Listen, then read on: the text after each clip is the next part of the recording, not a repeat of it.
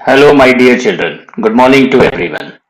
आप लोग कैसे हैं? उम्मीद करते हैं आप लोग बढ़िया होंगे और आप लोगों की पढ़ाई लिखाई भी बढ़िया चल रही है। आज के इस वीडियो में हम क्लास 9th के वैदिक सिविलाइजेशन को पढ़ने जा रहे हैं।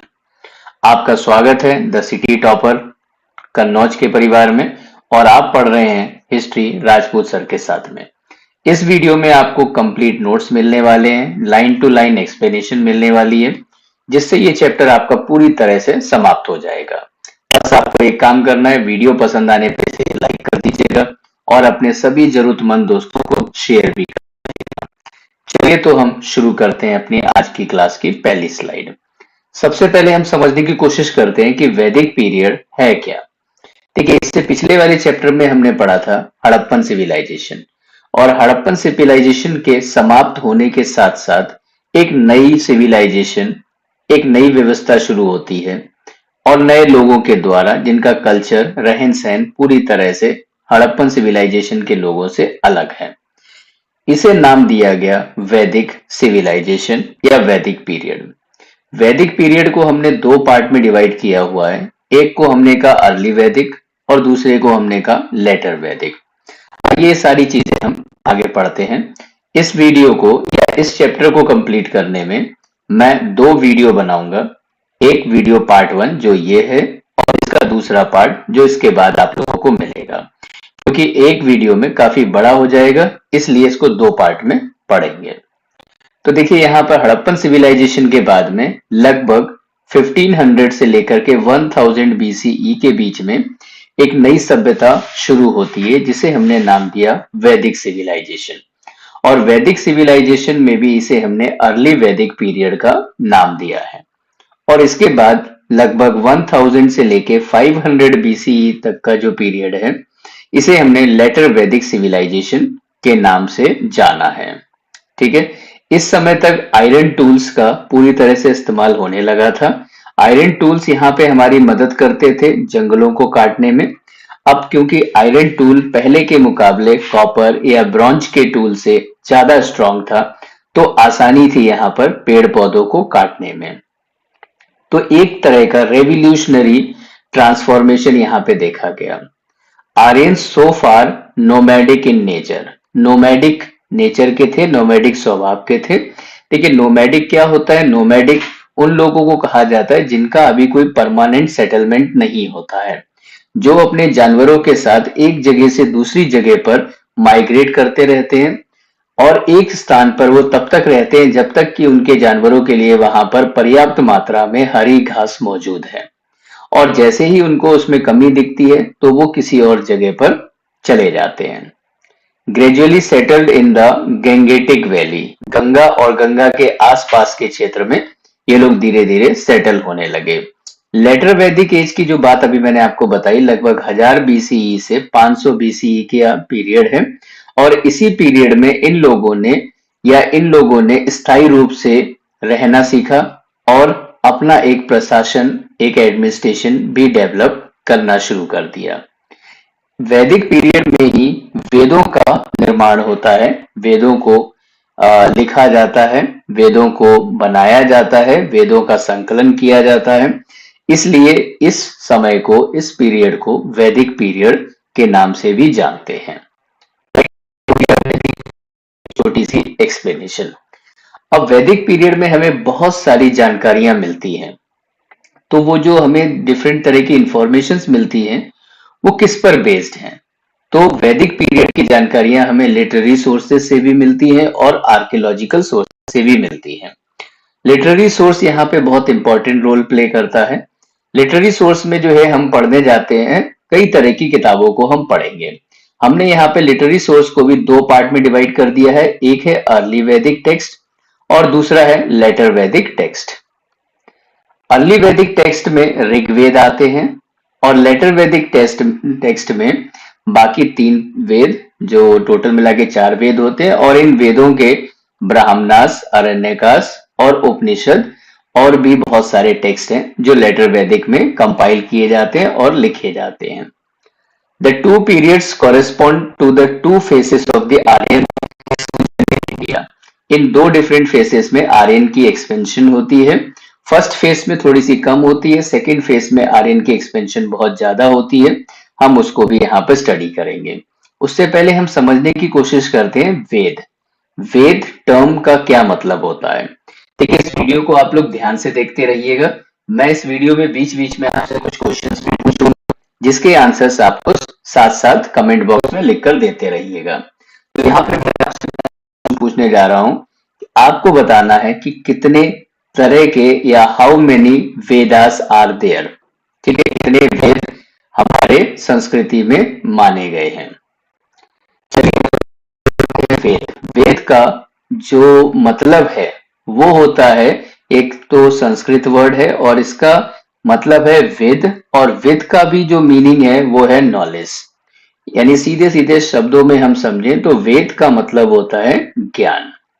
वैदिक लिटरेचर को, जो हम अभी अर्ली वैदिक की बात कर रहे हैं, इसको दो पार्ट में हम डिवाइड करते हैं। एक है श्रुति और एक है स्मृति। ठीक है, श्रुति का मतलब क्या होता है, तो श्रुति का मतलब है it is believe that Shruti was revealed to the sages by the god and they passed on the knowledge orally from generation to generation. जब हमारे पास लिखने की व्यवस्था नहीं थी, लेकिन वेदों का कंपाइलेशन पहले हो चुका था, तो वेदों को एक जनरेशन से दूसरी जनरेशन पे सुन के ट्रांसफर किया जाता था। इसके लिए टर्म यूज होती है श्रुति। अगर हम स्मृति की बात करें तो स्मृति का मतलब क्या होता है, जैसे स्मृति हिंदी शब्द में हम जाने तो याद रखना। ठीक है, तो स्मृति तक आते आते जो है वेदों को कंपोस्ट किया जाने लगा ऋषियों के द्वारा। ठीक है, तो श्रुति में क्या है, श्रुति में है चीजों को या उन श्लोकों को एक जनरेशन से दूसरे जनरेशन में सुनकर ओरली ट्रांसफर होते थे, और स्मृति वाला जो पार्ट है वहां पर लिखकर होने लगे। वैदिक literature can be classified into following categories. किस किस कैटेगरी में हम डिवाइड कर सकते हैं, फोर वेदास। तो उम्मीद है आंसर आपको यहाँ पे मिल गया होगा, जो पीछे मैंने क्वेश्चन पूछा था। फोर वेदास कौन कौन से हैं, ऋग्वेद, सामवेद, यजुर्वेद, अथर्ववेद और इनके संहितास, ब्राह्मणास और ईच ब्राह्मणास के जो है संहिता, अरण्यकास और उपनिषद। राइट, इसके अलावा भी बहुत सारे लिटरेचर हैं जो मैं आपको आगे बताने जा रहा हूं। ये कुछ इंपॉर्टेंट लिटरेचर हो गई, यानी कि वेद, ब्राह्मणास, अरण्यकास और उपनिषद। अब हम एक एक वेद को कुछ पढ़ते हैं। तो पहला जो इंपॉर्टेंट वेद है या जो सबसे पहले वेद लिखा गया था वो है Rigveda. Rigveda is considered as the oldest religious text in the world. ठीक है, ऋग्वेद को दुनिया का सबसे पुराना रिटन फॉर्म में या इस तरह के कंटेंट के रूप में जाना जाता है। So this is the oldest religious text known as the first testament of the mankind. Right, it is known as the first testament of the mankind. चलिए तो देखिए, ऋग्वेद जो लिखा गया है उसमें 10 मंडल्स हैं, यानी पूरा का पूरा जो कंटेंट है उसको 10 पार्ट्स में डिवाइड किया जाता है। 10 मंडल्स हैं इसमें। It is said to have been composed during the early Vedic period and hence depict the life of early Vedic people in India. Right, इसमें जो हाइम्स लिखे गए हैं वो हाइम्स डेडिकेट करते हैं गॉड्स को। ओके, यानी मंत्र। हाइम्स क्या है, मंत्र। They were passed on orally from teacher to their disciples. क्योंकि हम कब के बारे में पढ़ रहे हैं, अर्ली वैदिक, और ये कौन सा फेस है, ये श्रुति वाला फेस है, जब ओरली ट्रांसफर हो रही है knowledge. The Rigvedic hymns are authentic sources of knowledge of the life of the people of that time. Rigvedic में जो मंत्र हैं उन मंत्रों से हमें उन लोगों के रहन सहन और बहुत सारी इंफॉर्मेशन हमें मिलती है, उनके कल्चर के बारे में पता लगता है। Much of the Indian philosophy based on the Rigveda. आज के समय पर भी जो इंडियन फिलोसफी है वो ऋग्वेद पर बेस्ड है।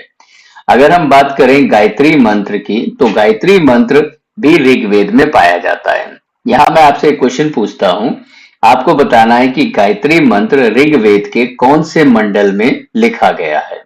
ठीक है, आप इसका आंसर कमेंट बॉक्स में बताइएगा। आगे देखिए, ऋग्वेद को यूनेस्को वर्ल्ड हेरिटेज साइट में भी शामिल किया गया है। ठीक है, और इसको जो है in the list of literature signifying world human heritage की कैटेगरी में रखा गया है। ऋग्वेद का जो उपवेद है उसे बोलते हैं आयुर्वेद।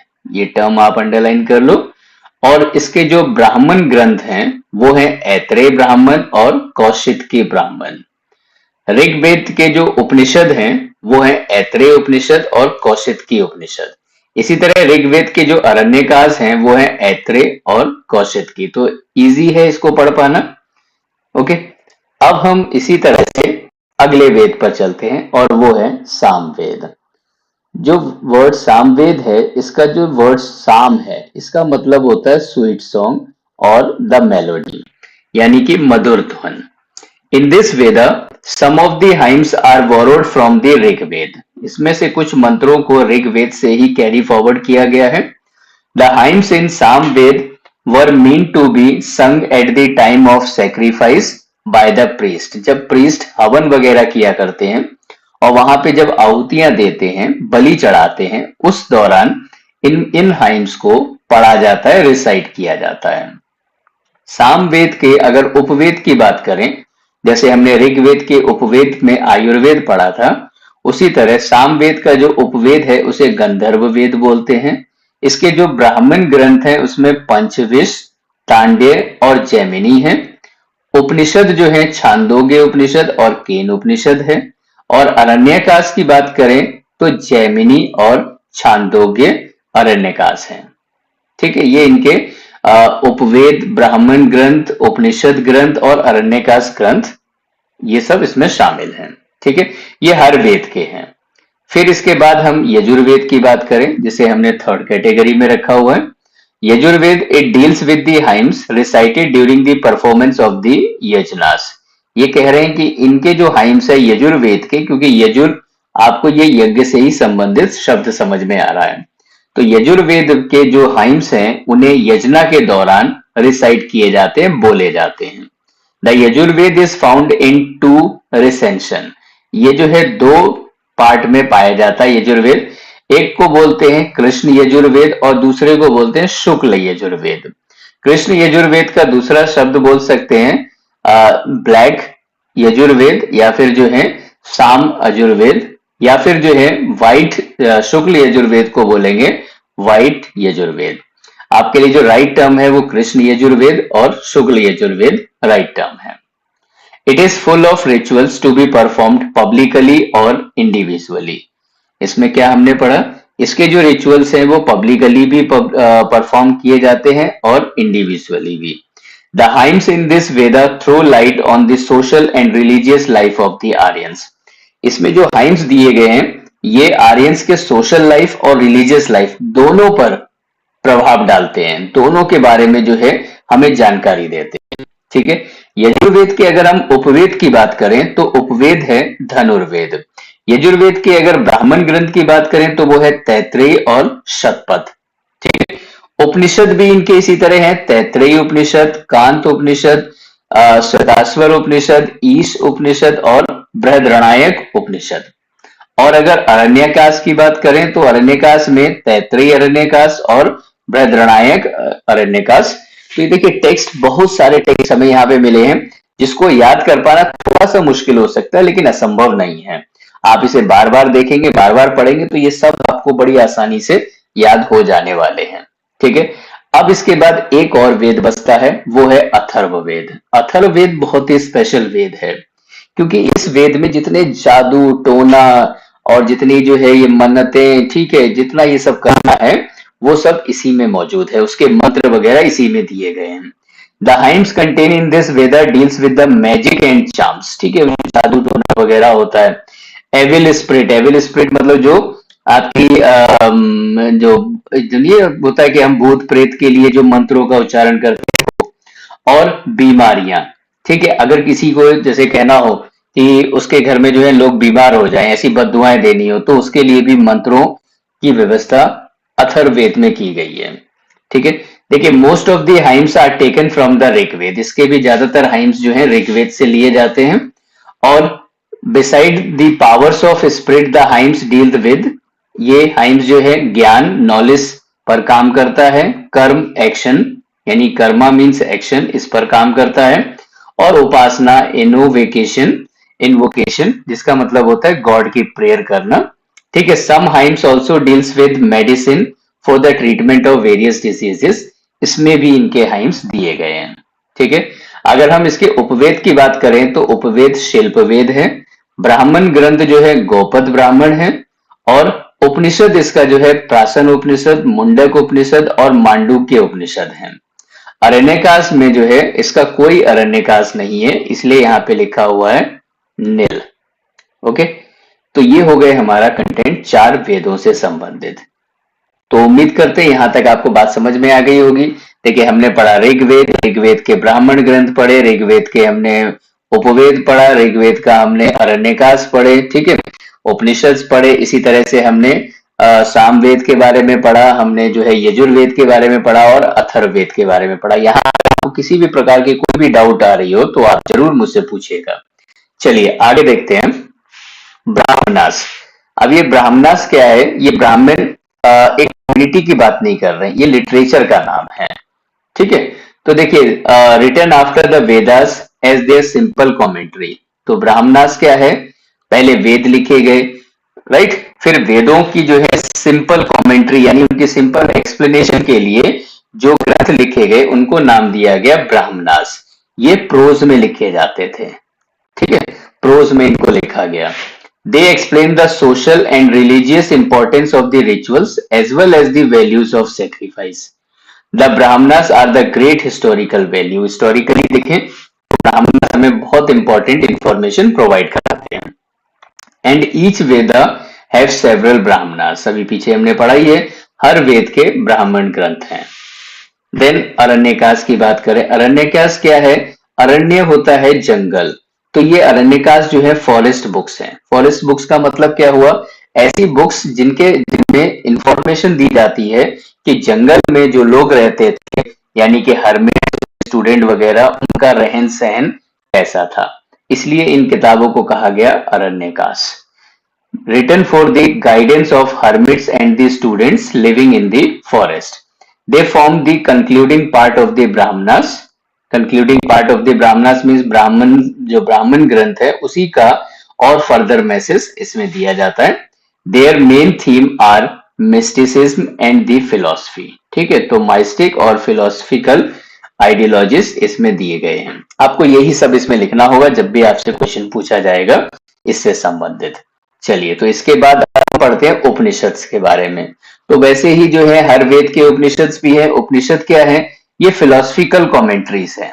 सभी वेदों की फिलोसफिकल कमेंट्रीज को उपनिषद बोलते हैं। ठीक है, कुछ उपनिषद हैं जैसे कि ये उपनिषद किस पे काम करते हैं? ये कर्म पर जोर देते हैं, मोक्ष और माया पर। ठीक है, इन 3 चीजों को उपनिषद में लिखा गया है। The Upanishad form the basic of Indian philosophy, यानी कि हमारी फिलोसफी जो इनिशियल स्टेज की थी उसके बारे में हमें उपनिषद से काफी इंपॉर्टेंट जानकारियां मिलती हैं। These were composed by different sages. They are said to form the foundation on which later edition of the Vedic literature rest. कहने का मतलब क्या हुआ? ये जो है लिटरेचर, ये जस्ट फाउंडेशन है और इन्हीं फाउंडेशन के ऊपर आगे आने वाली वैदिक लिटरेचर निर्भर करती है।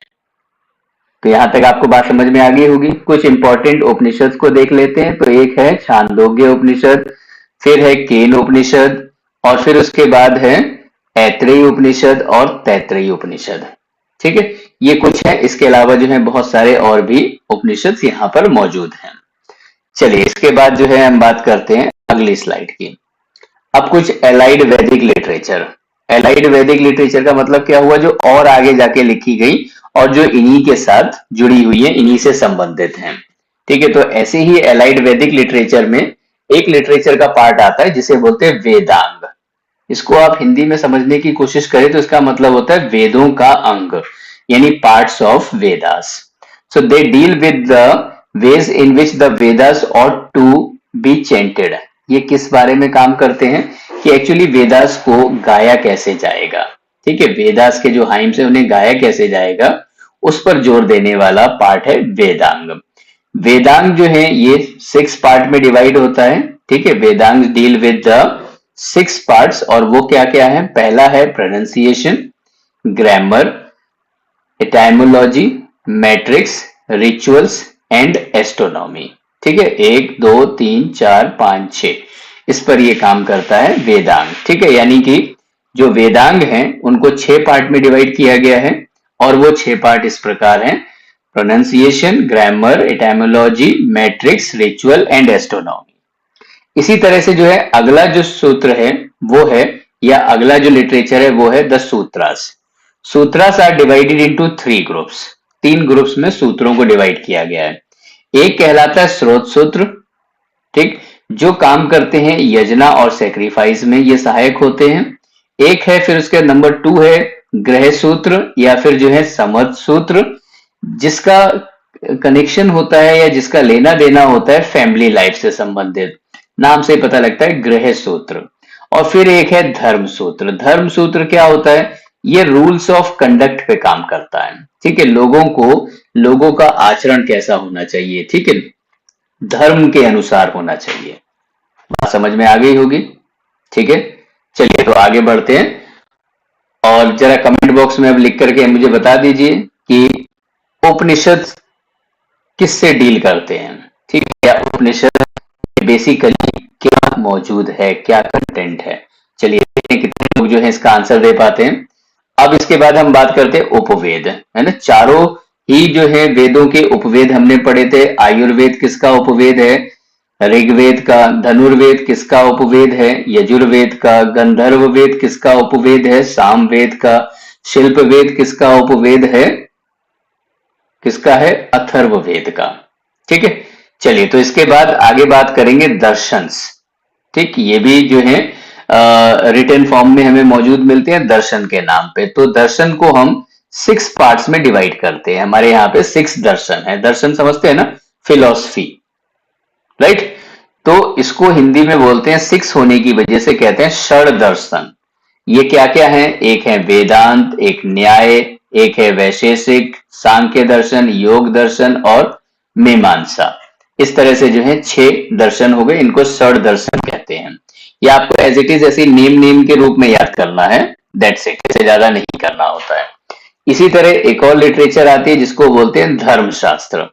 ठीक है, धर्मशास्त्र का मतलब क्या? धर्म का शास्त्र, यानी कि लॉ बुक्स। ओके, तो इनको धर्मशास्त्र कहते हैं। और इसी तरह स्मृतिस होती हैं।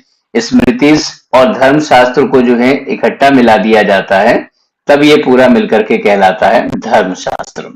Okay, they lay down the duties of different classes. कहने का मतलब क्या हुआ? इसमें धर्मशास्त्र में, यानी आपका धर्म क्या कहता है, यही कि आपकी ड्यूटीज क्या क्या है। तो इसमें जो है जो ड्यूटीज हैं लोगों की, उनको शामिल किया गया है।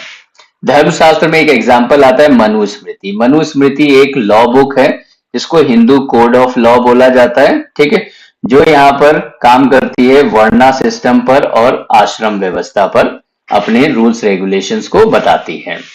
इसी तरह एक और लिटरेचर है जिसे अष्टाध्यायी बोलते हैं। अष्टाध्यायी पाणिनि द्वारा लिखी गई थी और ये संस्कृत ग्रामर बुक है। ओके, तो ये सारे के सारे लिटरेचर या लिटरेरी सोर्स हमने जो पढ़े हैं, ये हमें जानकारियां देते हैं उस जमाने के वैदिक सिविलाइजेशन के बारे में। इसमें हमें काफी डिटेल इंफॉर्मेशन मिलती है, जैसे कि हड़प्पन सिविलाइजेशन में हमें इतनी डिटेल इंफॉर्मेशन नहीं मिल पाती है, लेकिन यहाँ पे हमें डिटेल इंफॉर्मेशन मिलती है। अब वेद हमारे लिए क्यों जरूरी है? तो 3 पॉइंट में हम यहाँ पे बात कर रहे हैं कि वेदों की इंपॉर्टेंस हमारे लिए क्यों है। तो देखिए, वेद जो है they are the storehouse of the knowledge. पहली बात तो ये होगी, they are the storehouse of the knowledge, इसलिए वेद हमारे लिए जरूरी है। The social, economic, political and religious aspect of life of the people is reflected in the Vedic literature. हमें जो है वैदिक लिटरेचर से ही लोगों के सोशल लाइफ के बारे में पता लगता है, इकोनॉमिक लाइफ के बारे में पता लगता है और पॉलिटिकल लाइफ के बारे में पता लगता है, साथ ही साथ रिलीजियस लाइफ के बारे में वेदों से ही जानकारी मिलती है। So this is the one of the importance of the Vedas.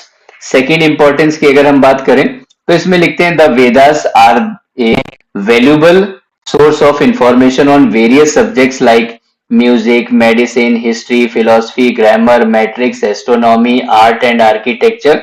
ये सारी इंफॉर्मेशन भी हमें वेदों से मिल रही है। This is the another importance. The information contained in the Veda is all the more important in the absence of any other material remain by giving एक glimpse of the वैदिक एज। ठीक है, तो वैदिक एज में या वेदा से हमें जो इंफॉर्मेशन मिल रही है वो इंफॉर्मेशन जो है किसी भी और मटेरियल रिमेन्स की बजाय जो है बहुत बेहतर इंफॉर्मेशन मिलती है, रिटन फॉर्म में इंफॉर्मेशन मिल रही है।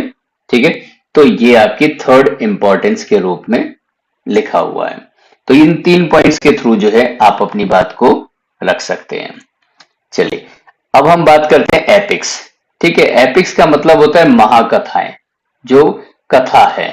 ठीक है, कथा में हम कौन कौन से 2 कथाओं को जोड़ते हैं, महाभारत एंड रामायण। तो एक रामायण है, एक महाभारत है। राइट, पहले हम रामायण के बारे में बात कर लेते हैं। थोड़ा सा बहुत शॉर्ट डिस्क्रिप्शन दिया गया, आप लोग इसके रामायण के बारे में जो इसमें लिखा हुआ है इससे बहुत ज्यादा आप लोग जानते हैं।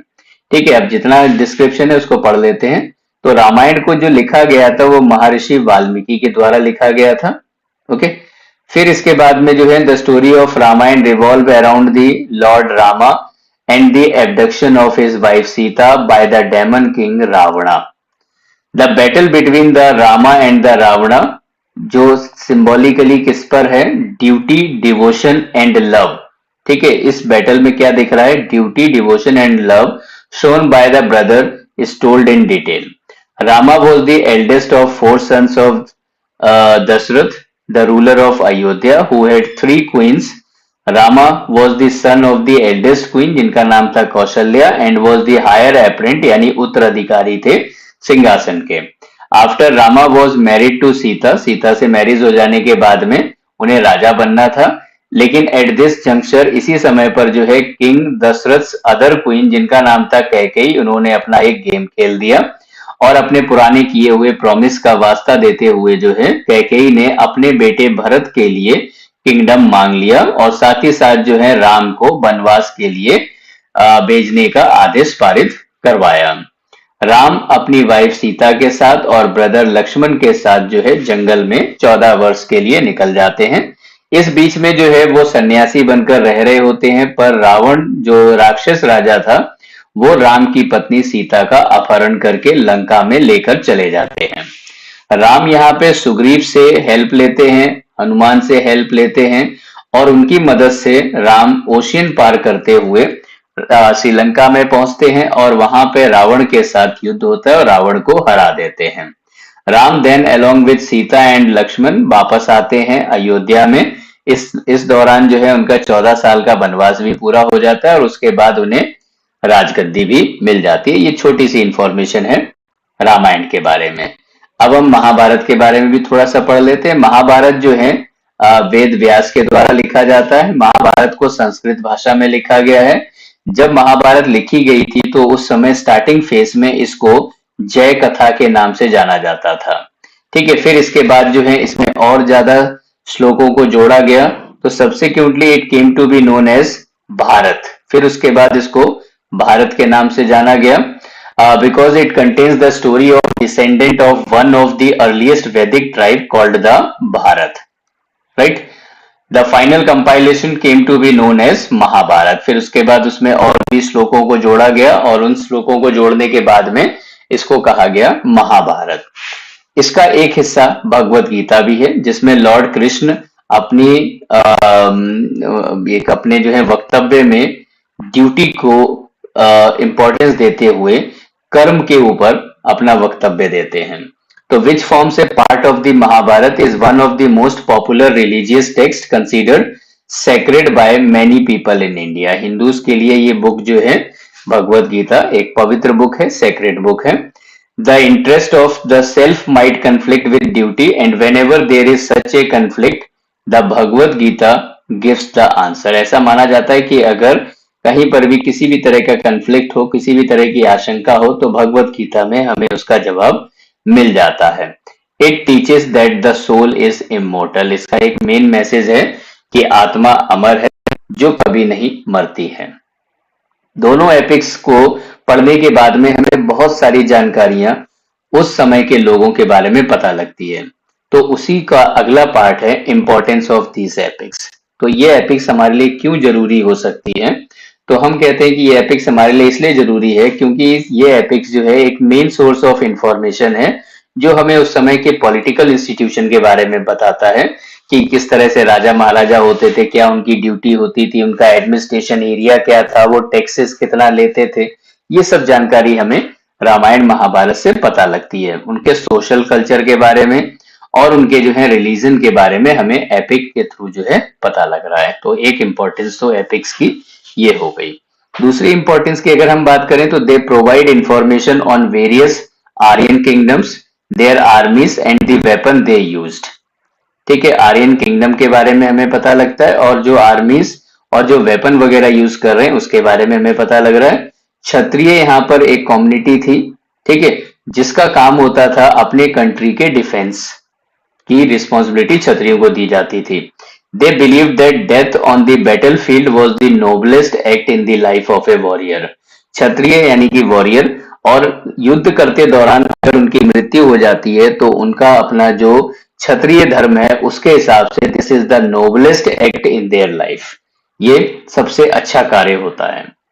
इसके बाद थर्ड इंपॉर्टेंस में हम बात कर रहे हैं, the epics are considered as the finest literary work of the ancient period and are acclaimed for their literary and philosophical values. ठीक है, एपिक्स जो है हमें यहाँ पे लिटरेरी और फिलोसफिकल वैल्यूज के बारे में भी जानकारी दे रहा है। ये एक फाइनेस्ट लिटरेरी वर्क के रूप में हम मान सकते हैं एंशिएंट पीरियड का। फोर्थ इंपॉर्टेंस के तौर पे हम कह सकते हैं कि they reveal the high ideal of family life. जैसे कि लॉर्ड रामा ने अपने फादर की बात मान करके 14 इयर्स के वनवास पे गए, तो ये फैमिली लाइफ के आइडियल्स के बारे में भी हमें जानकारी एपिक से मिल रही है। फिफ्थ इंपॉर्टेंस में अगर हम कहें तो the heroes of the epics are the embodiment of high moral principle. जो हीरोज हैं इन एपिक्स के, वो एपिक्स जो हैं उनमें या उन हीरोज में हमें मोरल वैल्यूज बहुत हाई लेवल की दिखाई देती है। कहने का मतलब क्या हुआ कि उनके द्वारा कोई काम गलत नहीं किया जा रहा है, वो धर्म के अकॉर्डिंग काम कर रहे हैं। ठीक है, ये सब हमें इंफॉर्मेशन इन एपिक्स के थ्रू मिल रही है, यानी कि हम उन व्यक्तियों को, उन कैरेक्टर को एज अ रोल मॉडल के तौर पर जान पा रहे हैं। They made a significant impact on the successive generation, और उनके इस मोरल कंडक्ट की वजह से आगे आने वाली जनरेशन पर उनके उस मोरल का असर पॉजिटिव वे में दिखाई देता है। सिक्स्थ इंपॉर्टेंस है, the Bhagavad Gita elaborate the karma philosophy and the immortality of soul. आत्मा अमर है और कर्म फिलोसफी मतलब जैसे आपके कर्म होंगे वैसा आपको फल मिलेगा। ठीक है, तो इस तरह से हम कह सकते हैं कि एपिक्स हमारे लिए क्या क्या इंफॉर्मेशन देते हैं, और वो इंफॉर्मेशन मिलने के ही कारण these epics are quite important for us. ठीक है, तो अब हमने जो है इंपॉर्टेंस ऑफ एपिक्स भी पढ़ लिया। अब हम आते हैं आर्कियोलॉजिकल सोर्सेस पे। अब तक हमने लिटरेरी सोर्सेस को कंप्लीट कर लिया था, अब हम पढ़ रहे हैं आर्कियोलॉजिकल सोर्सेस। पहले समझ लीजिए आर्कियोलॉजिकल सोर्सेस क्या होते हैं। तो जो हमें वस्तुओं के तौर पे मिला है, जैसे हड़प्पन सिविलाइजेशन में हमें लिटरेरी सोर्स के नाम पर कुछ भी नहीं मिला है, हमें वहां पे आर्टिकल्स मिले हैं, तो वो सब आर्कियोलॉजिकल सोर्सेस में आते हैं। अब अगर हमें यहाँ पे इस तरह का कोई चाकू मिल रहा है, इस तरह का कोई वेपन मिल रहा है, इस तरह का कोई हैमर लाइक स्ट्रक्चर मिल रहा है, या फिर एक्स है, ये इस तरह की कोई तलवार जैसी कुछ मिल रही है, तो ये सब क्या है, आर्कियोलॉजिकल सोर्सेस। ठीक है, तो आर्कियोलॉजिकल सोर्सेस के रूप में हमें आयरन आर्टिफैक्ट्स मिलते हैं, यानी कि लोहे के बने हुए औजार यहाँ से प्राप्त हो रहे हैं। In India the iron age began in 1000 BCE। लगभग माना जाता है कि 1000 BCE के आसपास जो है आयरन की खोज शुरू हो गई थी। ठीक है, या हमें जो है मिल गया था iron. It is believe that Rigvedic people knew of a metal called the ayas, इसे जो है आयस कहते थे, which was either copper or bronze. In the later Vedic literature, however, Ayas was qualified with the Shyam. इसे श्याम कहा जाता था, श्याम कृष्ण, जिसका मतलब होता है black, meaning black to denote iron. तो आगे चल के हमने उसी मेटल को आयरन से रिजेंबल किया। Archaeology has revealed that iron began to be used around 1000 BCE। हम ये मान के चलते हैं कि आयरन की शुरुआत लगभग 1000 BCE के आसपास हुई होगी। Iron was harder metal than the copper and bronze, जैसा मैंने आपको बिगनिंग में बताया था, and it was a cheap and available in plenty, और ये सस्ता भी था और भारी मात्रा में इंडिया में पाया जाता है, जिसको बनाना भी आसान था। तो इस तरह से आयरन के औजार भारी मात्रा में यहाँ से बनने लगते हैं। अब चलिए पीछे के पढ़ाई हुए से मैं आपसे एक क्वेश्चन पूछता हूँ, आपको बताना है कि हम अपने सोर्सेस को किन किन कैटेगरी में डिवाइड कर सकते हैं, आपको इसका आंसर देना है। ठीक है, ये आयरन आर्टिफैक्ट्स के। अब हम कुछ औजारों की बात करते हैं जो एग्रीकल्चर सेक्टर में यूज होते हैं। इस समय पर एग्रीकल्चर सेक्टर भी डेवलप कर जाता है। क्यों डेवलप करता है? क्योंकि जब आयरन की खोज हो जाती है तो आयरन की मदद से अब आसान था एग्रीकल्चर एक्टिविटीज को पूरा कर पाना। तो देखिए, when the Aryans migrated to the northern and the eastern part of India, they found that area received more rainfall than the north western part of India. क्योंकि जब आर्यंस यहाँ पर आए तो यहाँ पर जो है उन्हें फर्टाइल लैंड दिखाई दी। This region was covered with thick rainforest which could not be cleared by copper or stone tools used by the early Vedic people. उन्हें यह भी लग रहा था कि अब इतने घने जंगल को कॉपर या ब्रॉन्ज के हथियारों से नहीं काटा जा सकता है।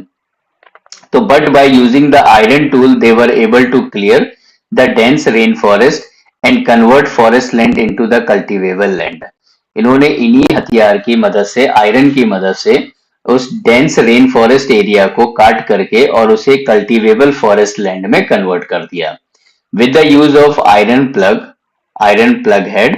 आयरन प्लग हेड कैसा होता है? जैसे देखिए, आपने हल देखा होगा, इस तरह का हल होता है, लकड़ी का बना हुआ वाला हल, और उसमें जो है नीचे की तरफ ऐसे करके ये कुछ इसके स्लैब्स होते हैं। ठीक है, इसमें जो ये आगे वाला हिस्सा होता है, ये इतना हिस्सा, ये जो है वो आयरन का बनाते हैं ताकि ये आसानी से पेनिट्रेट कर सके जमीन में। बाकी पूरा का पूरा हल लकड़ी का होता था। उसको हम इस हिस्से को जो है आयरन हेड कह सकते हैं। तो ये आयरन हेड, सिकल। ठीक है, सिकल क्या होता है? जो आज के समय पे फसल को काटने के लिए एक ऐसा हथियार यूज करते हैं, इस तरह का। ठीक है, जिसमें इधर पे जो है ऐसे करके मार्क होते हैं जो आसानी से काट सकते हैं। ठीक है, and the hoes, they could bring vast tract of land under the cultivation. इन औजारों की मदद से उन्होंने भारी मात्रा में जो है लैंड को, कल्टीवेबल लैंड बनाया, फॉरेस्ट को काटा। ग्रेजुअली द वैदिक people acquired better knowledge off season, manure and irrigation. इनको सीजन, मैन्योरिंग और इरिगेशन की भी बेटर नॉलेज थी, राइट? जिसकी वजह से जो है उन्होंने कई सेटलमेंट को कई जगहों को एक एग्रीकल्चर फील्ड के रूप में कन्वर्ट करने में उनको आसानी हुई। ठीक है, अब ये सेटलमेंट इनके कहाँ पे हुए? तो मेजर सेटलमेंट इनके हस्तिनापुर में, कौशाम्बी में, और फिर आगे बढ़ते हुए जो है और सारी जगहों पे होने लगे। इनके द्वारा उगाई जाने वाली फसलें कौन कौन सी थी? तो राइस उगाते थे, व्हीट, बार्ले, वेजिटेबल, फ्रूट्स।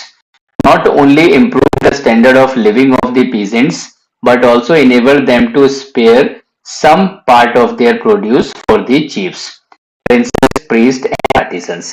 अब जब पैदावार ज्यादा होने लगी तो ना केवल इनके अपने लिए बल्कि अब प्रशासनिक व्यवस्थाएं भी डेवलप होने लगी थी। टैक्स के रूप में भी अब ये लोग दे सकते थे।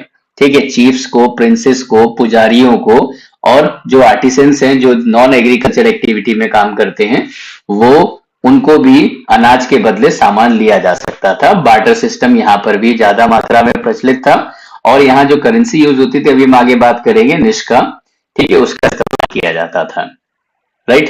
तो ये एग्रीकल्चर एक ऑक्यूपेशन के तौर पे समझ लीजिए, एक प्रोफेशन के तौर पर। कुछ अदर ऑक्यूपेशन की अगर हम बात करें तो उसके लिए जो है इनके जो आयरन इक्विपमेंट बनाने लगे थे उसमें से एक है सॉ, ठीक है, आरी, चिसेल, जो होता है इस तरह का लकड़ी को काटने आटने के लिए इस्तेमाल किया जाता है। ठीक है, हैमर, नेल्स, टोंग, चिमटा इमटा वगैरह। This gave rise to the occupation such as, अब इन सब की वजह से जो है weaving, spinning, carpentry, tanning, tool making, ये सब यहाँ पर काम होने लगते हैं। अब बात आती है डिफेंस की। जब हथियार ज्यादा बनने लगते हैं तो भाई उसके जो है जब आयरन का ज्यादा इस्तेमाल होने लगता है तो वेपन भी बनेंगे, हथियार भी बनेंगे। अब यहाँ पे जो है स्वॉर्ड बनने लगी थी, आर्मर्स, शील्ड। ठीक है, शील्ड जो है कवच पहनते थे, वो लोहे का कवच पहना जाता था चेस्ट के ऊपर वाले हिस्से में, ताकि किसी तरह से भाले से, तलवार के अटैक से बॉडी को बचाया जा सके। ठीक है, तो ये हो गए आर्कियोलॉजिकल सोर्सेस। अभी और भी आर्कियोलॉजिकल सोर्सेस हैं जो हम अगली स्लाइड में पढ़ेंगे। है पोट्री। ठीक है, पोट्री क्या होता है? घड़े वगैरह। तो हमने हड़प्पन सिविलाइजेशन में भी पोट्री देखी थी, यहाँ पर भी जो है पोट्री पीजीडब्ल्यू यानी पेंटेड ग्रेवियर पोट्री यहाँ पर बनने लगी थी। ठीक है, जो इस तरह से ये हमें खुदाई में इस तरह की पोट्री मिलती है। तो pottery form an important source of information. Pottery से भी बहुत सारी इंफॉर्मेशन, उनके कल्चर, रहन सहन, उनके बर्तन, उनके खाने पीने की व्यवस्था किस तरह से रहती होगी, वो सब हमें यहाँ से मिलती है। तो पहले जो है ये ग्रेवियर आता है, फिर पेंटेड ग्रेवियर आता है। तो यहाँ से ग्रेवियर और पेंटेड ग्रेवियर की पोट्री मिलती है अलग अलग जगह से, जैसे पंजाब में, हरियाणा में, जो जिसे हम मानते हैं ऋग्वेदिक आर्यंस के ही इक्विपमेंट या जो है यूटेंसिल्स रहे होंगे। इंपॉर्टेंट साइट्स हैं जहां से हमें इनकी खोज हुई है, वो है कुरुक्षेत्र में भगवानपुरा, राइट, लुधियाना में जो है धदेरी, और कटपालन और नागर ये जालंधर में। इन जगहों से हमें ये खुदाई के दौरान ये जो है मटेरियल मिलते हैं। However, in the Ganga Yamuna Doab, the earliest iron objects are generally associated with PGW, मतलब ऊपर भी बताया था painted gravier. A number of sites associated with the prolific use of iron have been discovered. PGW culture corresponds to the later Vedic period. PGW culture की बात करें तो ये लगभग जो है बाद वाले पीरियड से संबंधित है। इसके बाद जो है नॉर्दर्न ब्लैक पॉलिश्ड वेयर भी आ जाते हैं, जिन्हें NBPW कहा जाता है। ठीक है, तो इनकी फुल फॉर्म और शॉर्ट फॉर्म से आप याद रख लें, और किस किस कैटेगरी के यहाँ पर बर्तन धूसर जो है पाए जाते हैं वो आपको इसमें जानना है। तो हम अपने इस पार्ट में यहीं तक पढ़ेंगे, और फिर इसके बाद जो है सोसाइटी के बारे में, किंगडम के बारे में, वो सब हम अपनी नेक्स्ट स्लाइड में और नेक्स्ट पार्ट में पढ़ेंगे। तो यहाँ तक अगर आपको वीडियो पसंद आया हो तो आप इसे लाइक कर दीजिएगा, सब्सक्राइब भी कर लीजिएगा, और अपने सभी दोस्तों को शेयर भी कर दीजिएगा। Thank you very much for watching this video.